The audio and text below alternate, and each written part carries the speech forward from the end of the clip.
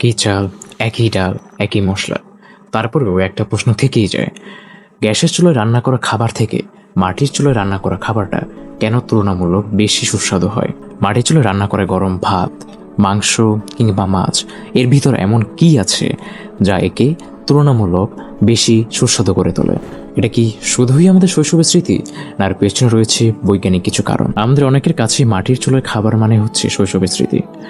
অনেকে গ্রামে গিয়ে হয়তো সেই স্মৃতিটা আবার অনুভব করতে পারে। যদিও আমি এখন এই মুহূর্তে আমার গ্রামেই আছি, আমার বাড়িতেও এখন গ্যাসের চুলা এসে পড়েছে, কিন্তু ছোটবেলায় আমিও দেখতাম আমার পরিবারের সকলে, বিশেষ করে মা এবং আমার বড় মা, তারা একসাথে বসে মাটির চুলায় রান্না করতো এবং তার পাশে বিশেষ করে শীতের দিনে আমরা সকলেই বসে সে গরম তাপ অনুভব করতাম। গ্রামের বাড়ি, শীতের সকাল, উঠানে বসে রান্না আর চুলার পাশে বসে থাকা পরিবারের মানুষগুলো, হয়তো সেই কারণেই মাটির চুলার খাবার আমাদের কাছে শুধু খাবার নয়।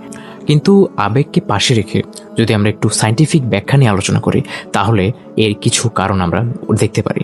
মাটির চুলায় রান্না করার একটি বড় বৈশিষ্ট্য হলো রান্না অনেক তুলনামূলক ধীরে ধীরে হয়। গ্যাসের চুলায় আমরা চাইলেই সেটা বাড়িয়ে দিতে পারি কিংবা মুহূর্তে সেটা কমিয়ে দিতে পারি, কিন্তু মাটির চুলায় তা নয়। আগুনের তাপ, হাড়ির তাপ এবং রান্নার সময় সবকিছু মিলিয়েই ধীরে ধীরে রান্নাটা হতে থাকে এবং এর ধীর সময়ের জন্যই সেই মশলাটা মাংসের সাথে কিংবা তরকারির সাথে ভালোভাবে মিশে এবং ভালোভাবে সেটা প্রসেস হয়ে রান্না হতে থাকে, ফলে তৈরি হয় আরও ডিপ এবং কমপ্লেক্স ফ্লেভার। তবে এখানেই শেষ নয়, মাটির চুলায় আলাদা স্বাদের আরেকটি পরিচিত কারণ হচ্ছে এর ধোঁয়া।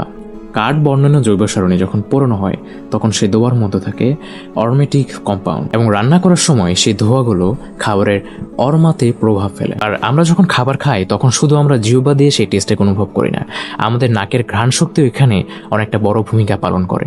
তাই মাটির চুলায় রান্না করার মাছ, মাংস কিংবা ভর্তার ভেতর একটা অন্যরকম স্মোকি স্মেল থাকে, যেটা আমাদের খাবারকে আরও আকর্ষণীয় এবং ভালো করে তোলে। আরেকটা বিষয় আমরা অনেক সময় ভুলে যায়, তা হচ্ছে খাবারের যে পাত্রে রান্না করা হয় সেই পাত্রটাও খুবই গুরুত্বপূর্ণ একটা ভূমিকা পালন করে। ঐতিহ্যবাহী মাটির চুলায় রান্না করা খাবারের পাত্রটা ছিল খুবই সাধারণ। মাটির পাত্র তাপ ধরে রাখে এবং ধীরে ধীরে তাপটা ছড়িয়ে দিতে পারে, ফলে খাবার দীর্ঘ সময় ধরে জেন্টাল হিটে রান্না হতে থাকে। আর দীর্ঘ সময় ধরে রান্না হওয়ার ফলে মাংসের ভেতরে থাকা ফ্লেভারটা বের হতে পারে, ঝোলটা ঘন হতে পারে এবং মাংসটাও নরম হতে পারে। শুধু নোনতা কিংবা একটু বেশি মিষ্টি বা একটু ঝাল তা দিয়ে পুরো খাবারটার ফ্লেভারটা বিশ্লেষণ করা যায় না। এবং রান্নার সময় তাপ খাবারের ভেতরে বিভিন্ন কেমিক্যাল রিয়াকশন ঘটায়, মশলার অরমা বদলায়, উপকরণাদি টেক্সচার বদলায়, আবার গন্ধেও অনেক কমপ্লেক্স কিছু তৈরি হতে পারে। তাই খাবারের তাপমাত্রাটাও আমাদের খাবারের ফ্লেভারটাকে তৈরি করার খুবই গুরুত্বপূর্ণ একটা ভূমিকা রাখে। তবে এটা মানে এই না যে গ্যাসের চুলায় রান্না করলে রান্না খারাপ হতে পারে। খাবারের স্বাদের উপর অনেক কিছু নির্ভর করে, যেমন খাবারের সময়, উপকরণাদি, মশলার মান, খাবারের মান, মাংসের মান অনেক সময় নির্ভর করে এবং রান্নার দক্ষতাটাও এখানে অনেক নির্ভর করে। আর একটা জিনিস আমাদের সবসময় মনে রাখতেই হবে, যারা রান্না করে তারা একজন আর্টিস্ট। তবে একটা সত্যি আমাদের ভুলে গেলে চলবে না, খাবারের স্বাদ শুধু বিজ্ঞান দিয়ে ব্যাখ্যা করা যায় না, কারণ খাবারের সঙ্গে আমাদের স্মৃতিও জড়িয়ে থাকে।